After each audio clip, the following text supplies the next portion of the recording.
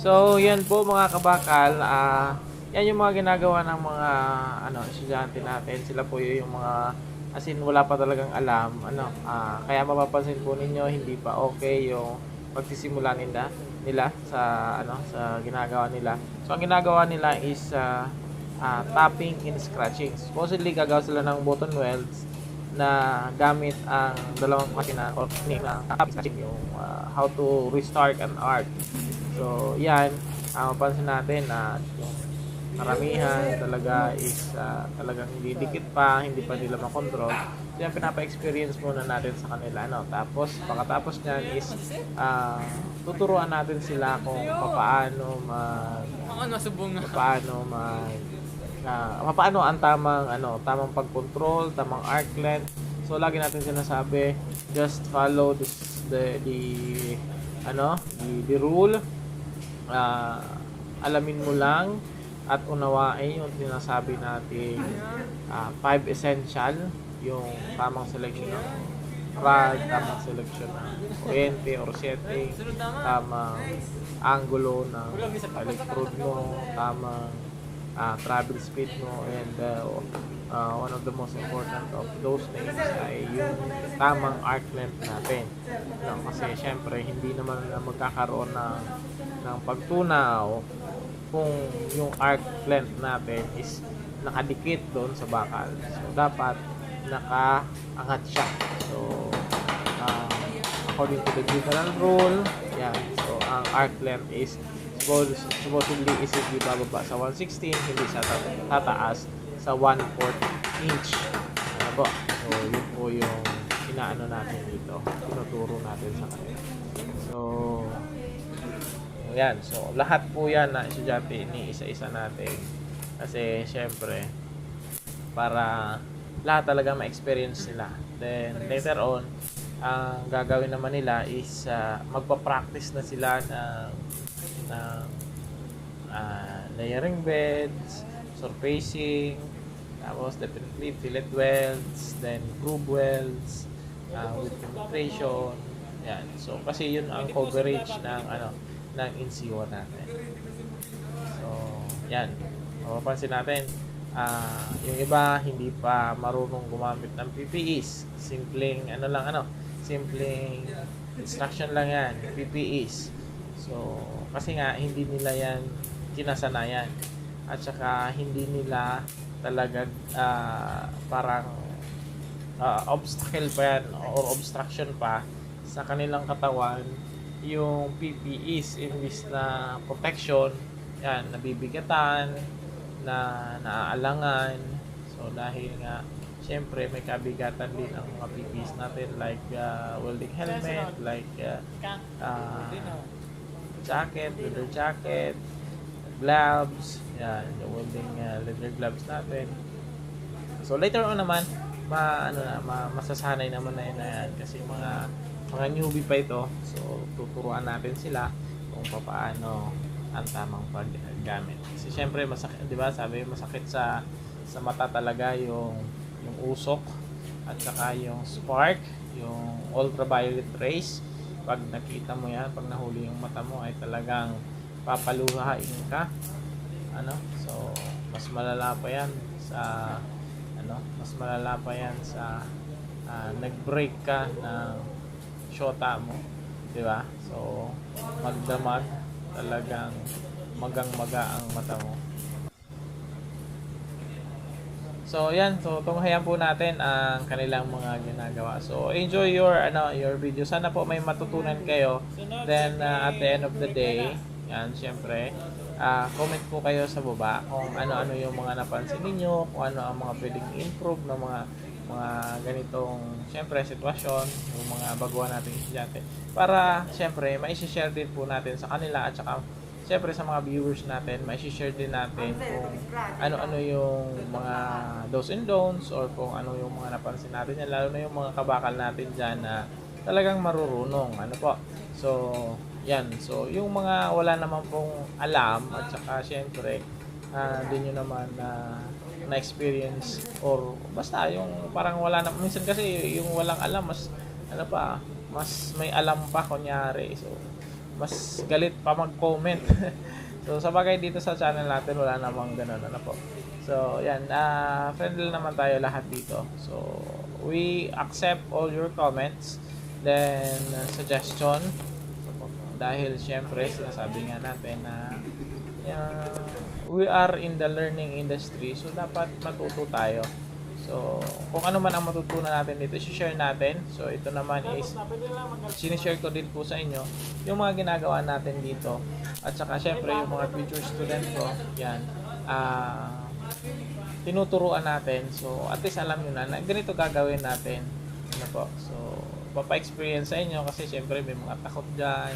May mga, basta madaming mga pagbabagong makikita nyo compare doon sa nagsisimula pa lang kayo, then pag nagtapos na kayo, so mapapansin nyo na ganun pala ang welding. Hindi pala ganun kadali So by the way, ang iba kasi nagsasabi pag nag-aaral ka ngayon sa TESDA yan, so compare mo ngayon sa experience welder, nagagalit yung mga experience welder natin kasi sabi nila wala silang lisensya, wala silang NC compare sa TESDA graduate. Yung TESDA graduate nakakapasok, yung mga experience welder natin hindi madalang. So simple lang naman po yun. Parang halimbawa may lisensya ka, pwede ka mag-drive. Pag wala kang lisensya, hulihin ka, bawal, di ba? So ibig sabihin you are free to sabi nga yan is to showcase your skills, 'di ba? Kaya lang syempre kung anong needs ng company, yung anong needs ng industry, susunod tayo doon. Hindi naman pwedeng sabihin natin na tayo ang magaling kasi 20 years na tayo sa serbisyo. Hindi naman po ganoon. Napakasimple lang naman 'yan. Kung wala kang TESDA certificate, pwede po, napaka-open at saka napakadali na po ngayon mag-aral sa TESDA. Wala na po ngayong pinipili, di ba? So halos lahat ng walks of life is pwedeng mag-aral sa TESDA. So hindi porket mahirap ka, mayaman ka, may kasarian kang hindi pwede sa lipunan, hindi tanggap ng lipunan, hindi ka pwede. So, lahat po pwede, may kapansanan, pwede lahat. Basta kaya mo lang yung sabi nga yan is yung trabaho. Kasi syempre yun naman ang aim ng institusyon is yung makapag-create ng workforce para makater natin yung kakulangan sa labor sa bansa natin. Isang way ito ng gobyerno. Halos libre na nga kasi halos nag-aral ka na, bigyan ka pa ng allowance, bigyan ka pa ng kabuhayan, toolkit, di ba? So, napakagaling, napakadali, at saka napakaganda. So, hindi ka magsisisi. Kaya yung mga natin diyan, lalo na yung mga wala pang NC, kahit hindi na po kayo mag-training, lalo na kung may experience na kayo, so hindi naman na kailangan na mag-training pa. Basta legit yung certificate na makukuha ninyo sa company ninyo na related doon sa papa-assist ninyong NC. So yan po ay tinatanggap ng ahensya. So diretso na po kayo sa assessment at saka hindi na kayo magte-training. So diretso na assessment, titingnan kung makakapasok sa standard yung ginawa ninyong output or yung process na ginawa ninyo. Then definitely pag okay naman sa pasok sa standard is yan, makakakuha kayo ng NC.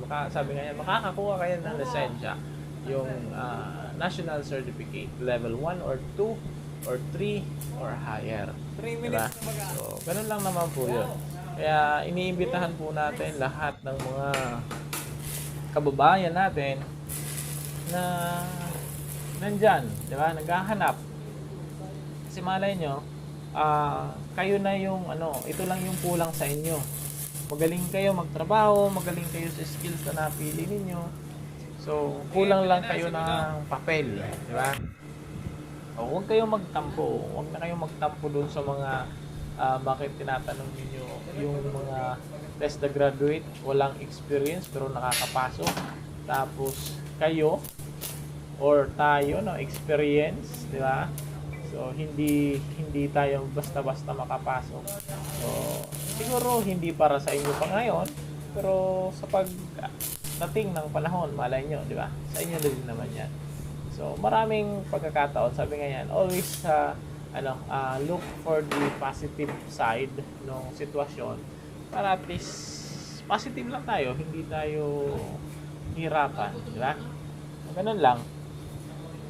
Kasi itong mga taong ito, halimbawa itong mga estudyante kong ito, hindi naman to lahat nag-senior high na graduate ng welding. So, ang iba dyan is electrical, electronics, baking. Then, definitely, so, by choice, yung iba nga is hindi nila choice na mapunta sa welding. So, nagtutry sila. So, ganun lang naman ng buhay. Try ng try hanggang sa mahanap mo kung ano ang niche mo, kung ano ang focus ng ng skills mo. Then pag nakuha mo na, work for it, 'di ba? Para maging successful ka diyan sa skills na 'yan.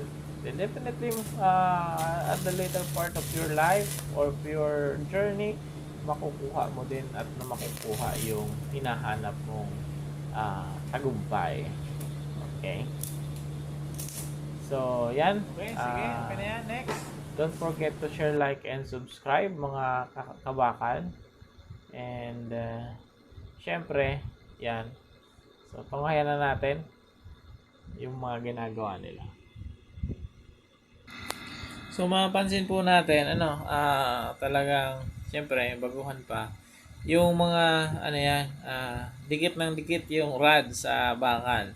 So, natural po yun, lalo na kung baguhan tayo. At saka, syempre, yung ugali ng bawat isa sa atin is iba pa towards sa ginagawa natin. Kasi, syempre, meron tayong mga tinatawag na sariling diskarte. So, yun na muna ang pinagagawa natin sa kanila. Although, binigyan natin sila ng parang konting hints, konting lesson.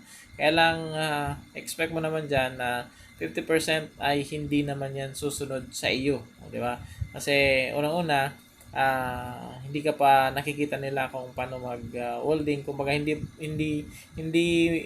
pa nila nakikita yung justification na bakit sila susunod sa iyo, hindi ka pa naman nakikita mag-welding, diba? So, yan, tingnan natin. Okay. Pang may team nila.